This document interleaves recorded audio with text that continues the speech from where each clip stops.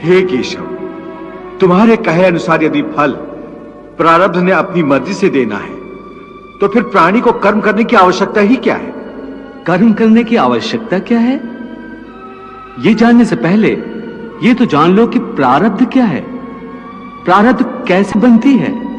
हे केशव, प्रारब्ध क्या है उसे जानने में क्या मुश्किल है? यह तो सीधी सी बात है कि जो भगवान की इच्छा है वही मनुष्य का प्रारब्ध होती है। नहीं अर्जुन, नहीं, यह धारणा सत्य नहीं है। क्यों सत्य नहीं है? क्योंकि मैं किसी के प्रारब्ध नहीं बनाता, ना मैं किसी प्राणी के कर्म अथवा कर्म फल के हिसाब में दखल देता हूं। इसलिए प्राणी की प्रारब्ध बनाने में मेरा कोई हाथ नहीं होता। फिर कौन बनाता है प्राणियों का प्रारब्ध? प्राणियों के अपने कर्म।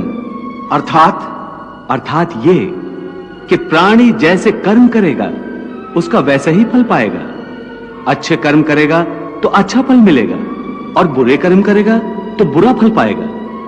यही जो प्राणी के अच्छे बुरे कर्मों के अच्छे बुरे फल का हिसाब है, इसी को प्रारब्ध कहते हैं। अपने पुण्य कर्मों के फलस्वरूप सुख और अपने पाप कर्मों के फलस्वरूप दुख प्राणी को इसी जन्म में या अपने अगले जन्म में भोगना ही पड़ता है, वो टल नहीं सकता।